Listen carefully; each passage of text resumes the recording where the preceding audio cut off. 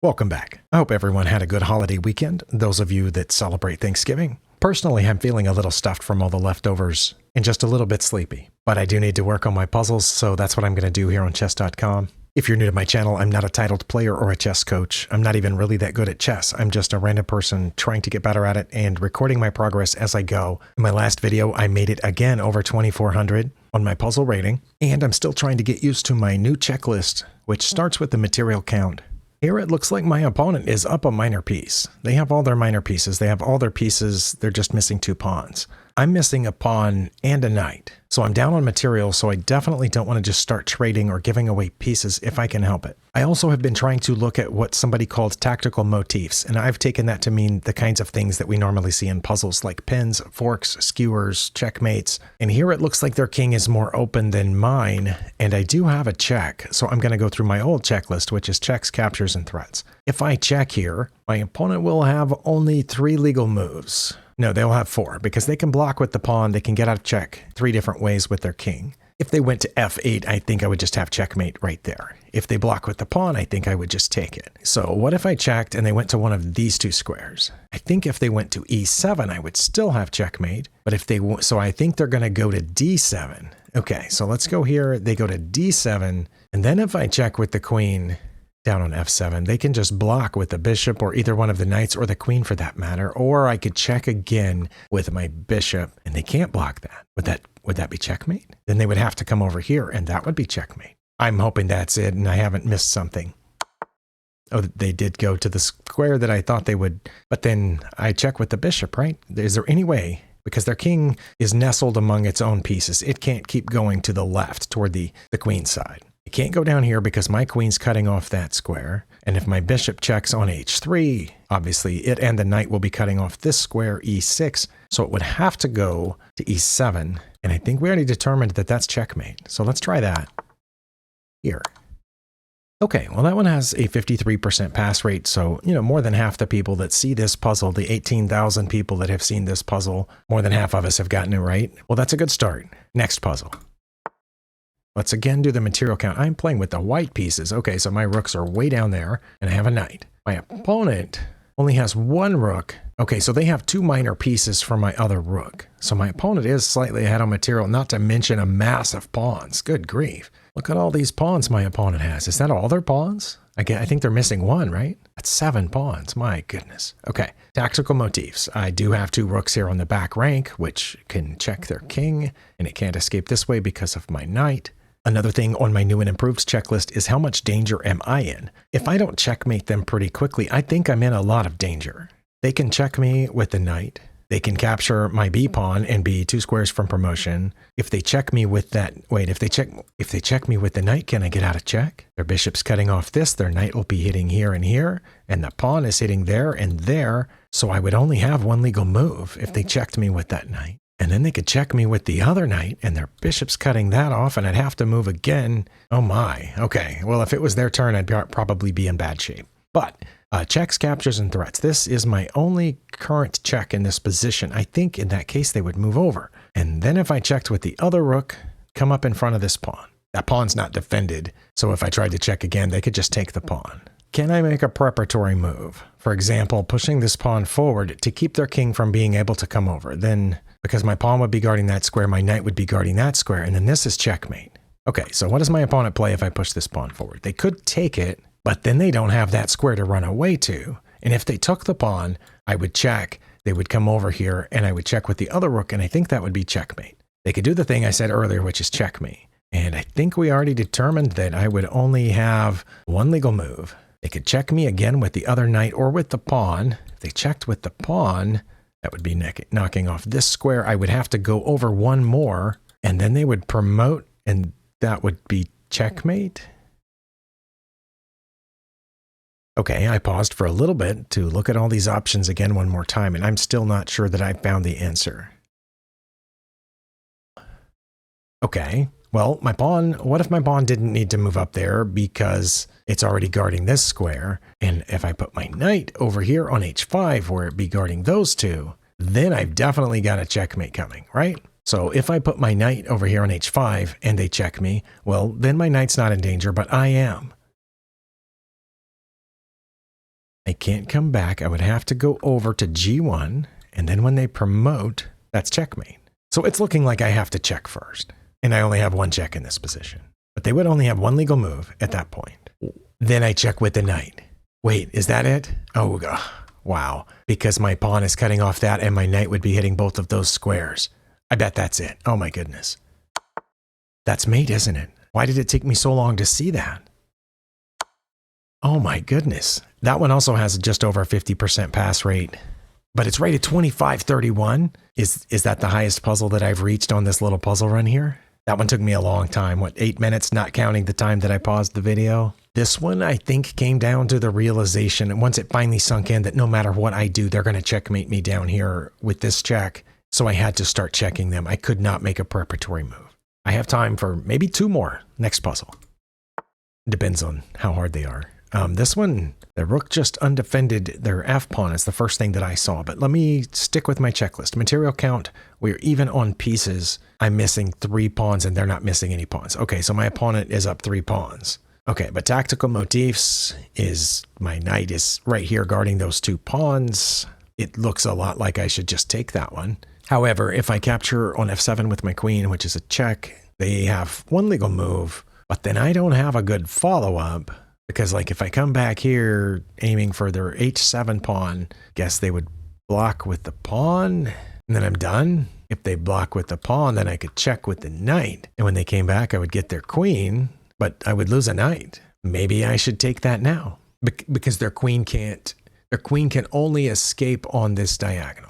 If I take the pawn with my knight, it's not a check, but it does line up a discovered check because of where my queen is, and it threatens their queen, which has to come out along this diagonal somewhere. And let's assume they won't go to where my knight just was, because then I could take it. So I'm looking at this now, because my only check didn't work, at least in my mind. Where does their queen go? Does it just move up 1? And if it does just move up 1, then I can check over here with the knight, but it's also check from the king, so they wouldn't be able, from my queen, so they wouldn't be able to take my knight with the pawn, and they would have 2 options. If they went into the corner, then I could check them down there with my queen, and they would have to take it, and then that's not mate because their queen's right there. Okay. Wow, I thought I had one of those smothered mate type things, but no.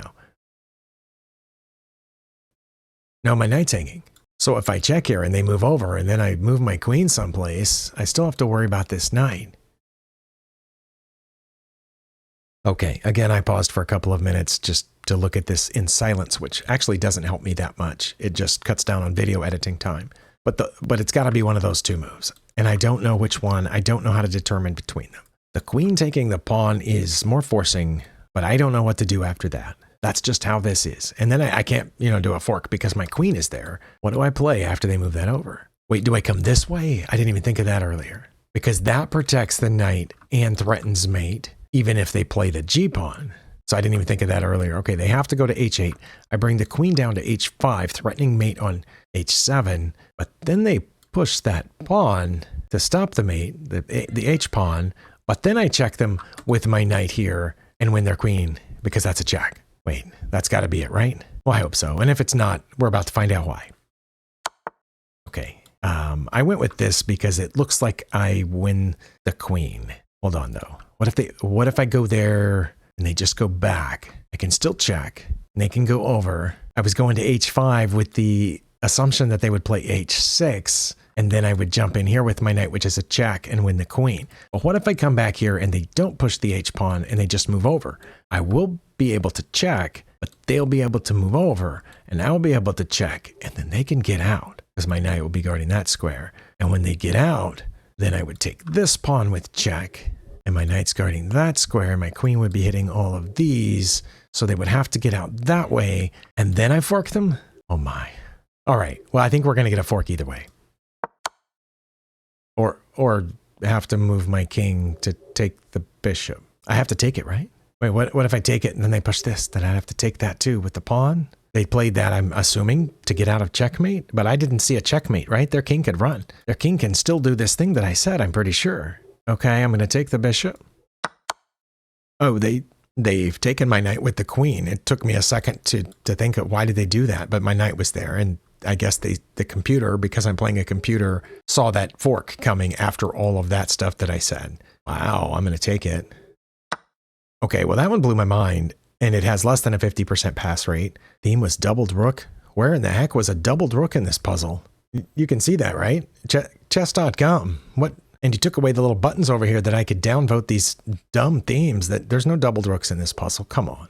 Sorry, that sounded a little grumpy, but man, it gets tiring to see those day after day. Okay, in the analysis board, black was way ahead here, and I mean, it was a free knight, but that they didn't take it. They moved the rook over, get behind this pawn. But now I have an advantage only if I take with the queen. But just out of curiosity, what was the problem with taking with the knight? The problem with taking the knight is that they can just go here, and then when I double check them, the king can just move over, and that's the end of it. Although I suppose at that point I could check down there, but then the king would have to come out, and I would be toast. Okay. All right. Well, that makes sense. That was the problem with taking with the knight. Okay, so I figured this out. They only had the one legal move, and I'm so glad I finally saw that. But was taking with the bishop really their best thing here? It was, according to Stockfish, a little bit better than h6. Okay, so they did that, and I took back, and that was actually their best move. Well, we know what happens after that. They took the knight and I took the queen. Just to follow out the two things that I suggested that they might do, I want to see what would happen here. I would take this. They did only have the one legal move because the knight was covering f7, and then I would check down here. They would have to go to e7, and then I would check by taking the pawn, and they would have to go to d6 because, again, the knight's covering this and the queen's cutting off all of these. And then I would check here and win their queen because now they have to go to c5, and the computer says I should actually check them. That's why it didn't go that way, obviously, because I would have had multiple choices here, but it would be either taking the queen, and if I took the queen, they wouldn't take back. What? That's what it says. They would play king to b6 if I took the queen with my knight. That's what I would have done. I wouldn't have even thought about checking over here because obviously they can just get out. So I take the queen. Oh, now it definitely says they're going to take back. They're not going to play king to b6. So backing up, yes, it has now changed and says if I take the queen, they're going to take back. Okay, that's what I thought. Either with the knight or the rook, looks like they're pretty close, but let's say they took back with the rook. I'm just way ahead. Okay, the other thing was that after this and this, if they played h6, was I right about that too? That now I have the fork. Okay, and they should go, it doesn't really matter which way they go. But let's say h7, and then it would be my only move to take the queen. Okay, so it could have gone that way also, and they probably would have taken back, and the puzzle would have ended there. All right, I just wanted to make sure that the ways that the puzzle didn't go, that I had calculated correctly, because I obviously did not anticipate either one of those captures there. Okay, if it's not too long, I have time for one more puzzle, but these are getting pretty hard. That one took me a little while. Next. Okay, my opponent is way up on pieces and pawns because I'm playing with the black pieces, it says. They have 2 extra minor pieces and 3 extra pawns, one of which is passed. Sorry, 2 extra pawns, but one of them's a passed pawn. It's a connected passed pawn. Well, one of their pieces is hanging. I could take it now. What are some tactical motifs? One tactical motif is that their queen is undefended. How would I get to it? I don't know. Any other tactical motifs besides the fact that they're in a game? I would assume I was lost here, but I would keep playing just to see if my opponent would stalemate me, because sometimes they do. Yeah, I would probably, either take the knight or check. That's one thing that I can do here. If I'm looking for checks, captures, and threats, I can check with the pawn to a3. That leaves the king, of course, 3 legal moves. I guess let's just examine all of them. If it moved back to the corner, I can check again, and then they would have to block with the knight, and that's mate because the pawn's guarding that square. Wait, is this it? Okay, then what if they go back 1? Then I can put the queen here, threatening mate because the pawn's guarding that square. But then they would have another turn. Okay, so what if I played a3? The king drops back to b1. I could check, but then they block with the knight, and then I can come back up here to c3, or I could have just gone to c3 first, probably. That if it goes that way, that's what the puzzle will be. But then they have a move. Well, they wouldn't go there, would they? Because I could take it. Oh no, I wouldn't want to because of their knight being there. Maybe I do have to go to the other thing. If I check here and they go back and I check down here, it's check. So they don't have time to put their queen up here on a5, which is a check. They have to block with the knight down on c1. And then if I come back here and check, I could maybe get a perpetual because their knight can come back. Or I could come back here and they wouldn't pull the queen to check me because their knight wouldn't be here on b3 guarding it anymore. So what if I checked on a3 and they went the other way? I think that's checkmate. Okay, so we've determined I have a pretty quick checkmate if they go to either A1 or C1, but if they go to B1, then their knight would be able to block my queen check down there on E1, but I think that's it.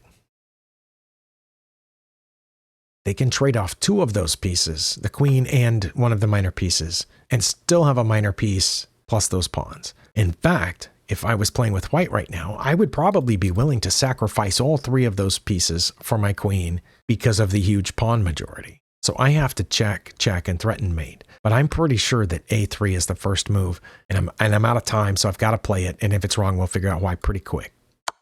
Okay, it was that. Okay, and they did go straight back. So I think I determined that it's not the threat of mate here because they can check me on A5. I would be in check, and that would be pointed at my queen, so I'd pretty much have to take, and then the game's over. So I need to move their knight because checking on E1 forces their knight down there. They can't come back up because of my pawn. They can't go left or right because my queen is hitting all of that.